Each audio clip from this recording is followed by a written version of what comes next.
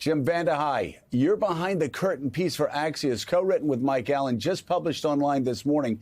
It's called The Most Unprecedented Presidency in 250 Years. And in it, you write in part this. Yes, most presidents stretch the power of the White House and on rare occasions blatantly target U.S. critics on U.S. soil. But Trump has veered so often, so suddenly, so proudly and loudly into unprecedented territory in at least 15 different areas. No president in peacetime has done this much in 1 year of one term. Trump has done this in 8 short months, often with the loyal backing of a compliant Republican-led Congress and validated by the conservative majority of the Supreme Court. Trump has 40 more months, 4/5 of his term, left to stretch it further. White House officials tell us they're just getting going.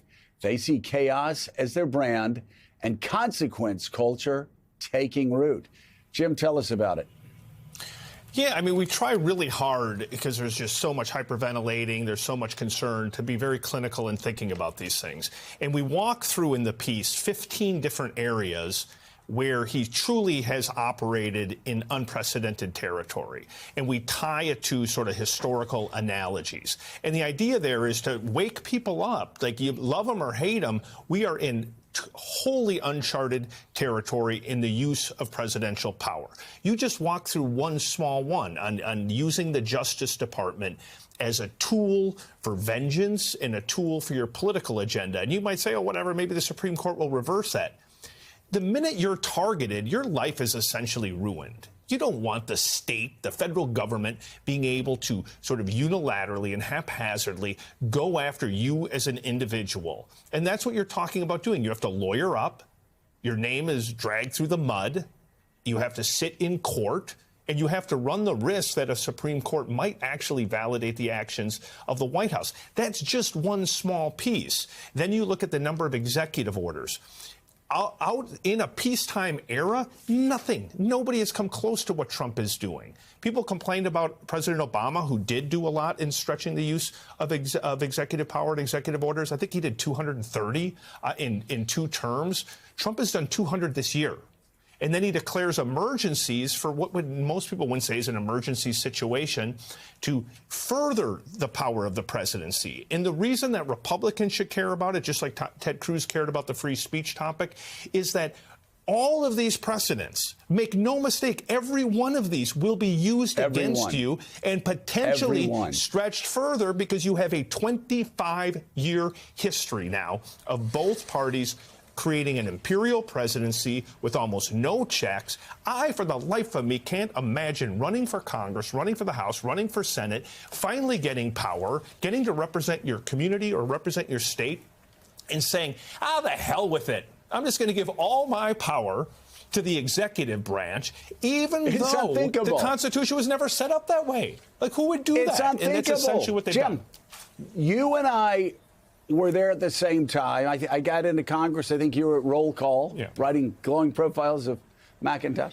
And you remember every member of Congress, whether they were like Republicans or Democrats, they would go around with buttons. Article 1. We're the first branch. Show was split with Jim because Jim, I want Jim to feel guilty about all the horrible stories he wrote about me, talking to other members on background. But Jim, you remember that. What did we say? We constantly said we have the checkbook. Hey, John McCain in the Senate, Mitch McConnell in the Senate, you may say we don't matter, but we got the checkbook. And Bill Clinton, you may think you can roll over us with executive orders. We got the checkbook, and we stopped things dead in their tracks until we were able to negotiate in good faith with the Senate and also with the White House. And we ended up, I'm sorry, it's just a trick. We ended up balancing the budget 4 years in a row because we understood our power that was given to us by Madison and by Hamilton and by the people who wrote the Constitution. But Jim, why would you come to Washington, D.C. just to be a rubber stamp for a president of any kind. That's one thing. And I just want to say on the second thing, Jim, please underline this fact, because you and I have been in Washington a very long time. Every single thing Donald Trump is doing right now, every precedent he is setting right now to go after his Democratic enemies, they will be used in the future by a Democratic or an independent president to go against their Republican enemies, political enemies. This is so short-sighted. I don't understand why the Republican Senate is sitting back. They're acting like lemmings when this will be used against them and the very things they care the most about 3 years from now. And so I tell anybody who likes what Trump is doing, you might like it, but just take 2 minutes this morning, read the piece, and then insert President AOC in a liberal Congress today did X, and insert your side. And are you going to say, love it? That's exactly what you should be doing with the power of the federal government at a moment of great change. Nobody's going to say that. And what Republicans would say is that, listen, they did it to us, or here's a precedent where it's been done before. Yes, that is true, like little itty-bitty pieces. But nobody's done it at this scale across so many areas so quick. And also had kind of this anomaly in history where you have a Republican Party that's willing to self-neuter itself and have a conservative court that is validating, as David Rhodes just pointed out. It's not like Trump's getting everyone's, the courts are going to curtail him.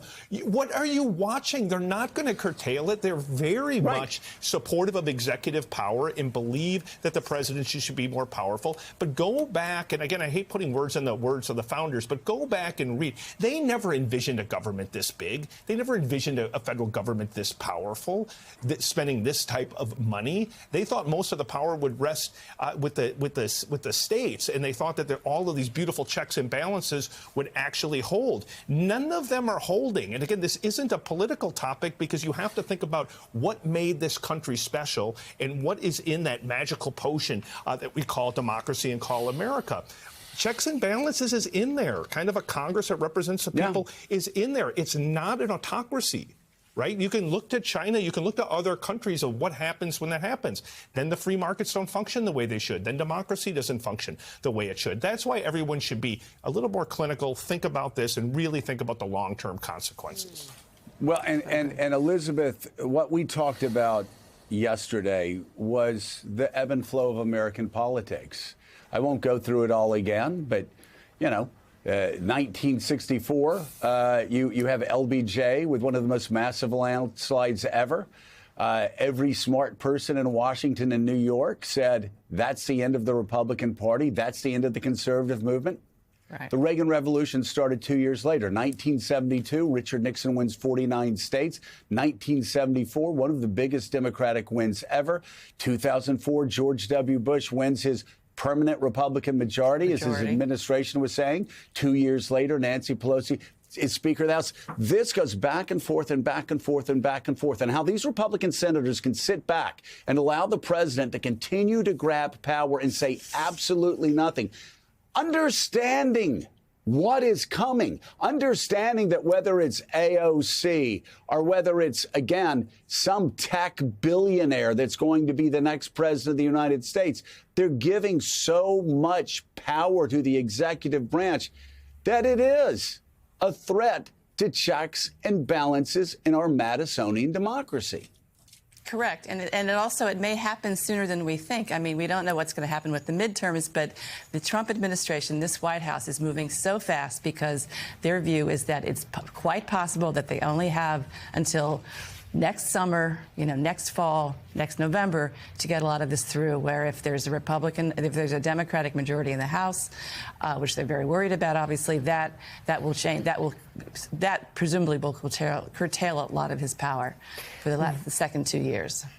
Writer at large for the New York Times, Elizabeth B. Miller, thank you as always for coming on the show this morning, and co-founder and CEO of Axios, Jim Vandehei. Thank you as well. His new column is available to read online right now.